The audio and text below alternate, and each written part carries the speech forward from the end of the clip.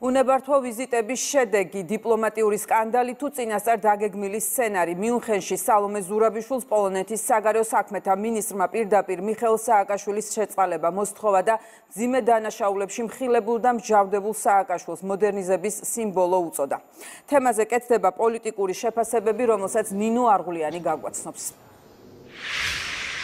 ნათია, შეიძლება ითქვას, რომ საქართველოს პრეზიდენტს მიუნხენიდან მიხეილ სააკაშვილის შეწყალებასთან დაკავშირებით პოლონეთის საგარეო საქმეთა მინისტრის მოთხოვნა მოაქვს. ეს განცხადება კი, რომელიც ჩვენ გუშინ მოვისმინეთ, მართლ პარტიას უდასტურებს ინფორმაციას, რომ ვითომ სამუშაო ვიზიტის მიზანიც სწორედ ეს იყო, რადგან ქართული ოცნება ამბობს, რომ სალომე ზურაბიშვილი თუ გადადგამს ნაბიჯს სააკაშვილის შეწყალებაზე, არგუმენტად სწორედ პარტნიორების მოთხოვნას მოიყვანს.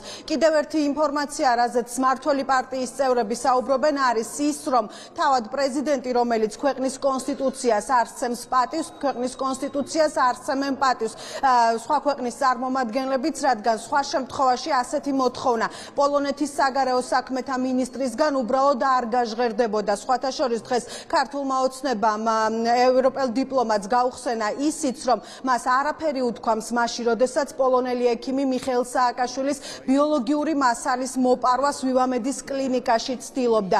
პრეზიდენტის მიერ ნათქვამი არა და არასდროს სააკაშვილის შეწყალებასთან დაკავშირებით ისეთი დამაჯერებელი აღარ არის, როგორც თავის დროზე არც მმართველი გუნდისთვის, არც ოპოზიციისთვის.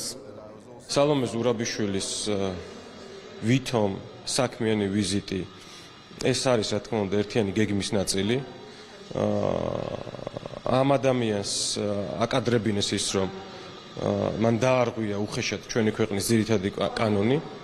ესეც არის ერთიანი გეგმის ნაწილი, როდესაც ქვეყნის პრეზიდენტად წოდებული პირი თავისი ქვეყნის კონსტიტუციას პატივს არსემს, რა თქმა უნდა, ასეთი ქვეყნის კონსტიტუციის პატივისცემაზე საუბარი ცალკეული უცხოელი პოლიტიკოსების მხრიდან ზედმეტია. ამის გამოხატულებაა ის, რომ სალომე ზურაბიშვილს რისთვისაც ის ჩაიყვანეს, მოასმენინეს, რომ თურმე სააკაშვილთან მიმართებაში უნდა მომზადდეს ნიადაგი მისი შეწყალების.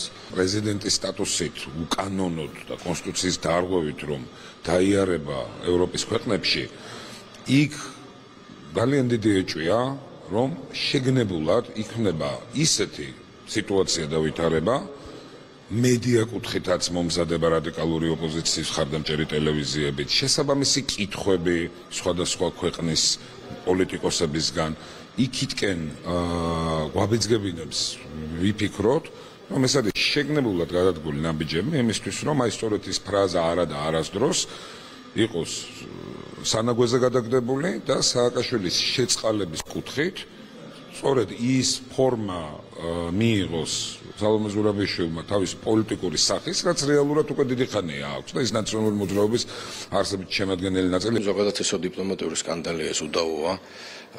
მეგობარი ქვეყნის საგარეო საქმეთა მინისტრი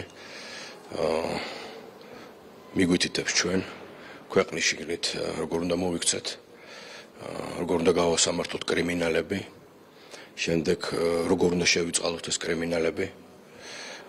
ეს მე მგონი რბილად რომ თქვა არ შეეფერება ჩვენი და პოლონეთის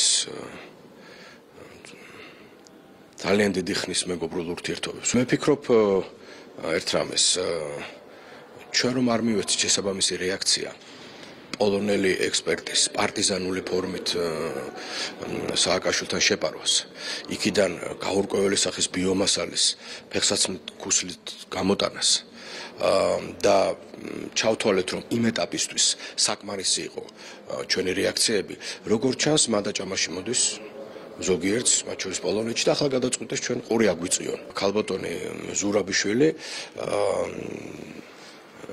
სააკაშვილის ლობისტების მიერ არის სამიზნეში ამოყვანილი, განსაკუთრებით მაშინ, როცა იგი ქვეყნის ფარგლებს გარეთ თქვენ გადის. სიტყვა არა და არასდროს პოლიტიკაში ჩემთვის ოდესმე გასაგები იყო, მაშინაც როცა ამას საუბრობდნენ, მოგატყუებთ, იმიტომ რომ ეგეთი გადამწრელი სიტყვების თქმა ზოგადად არ არის მაინც და მაინც რეკომენდირებული. შესაბამისად არ ვიცი ქალბატონი სალომე რას იზამს.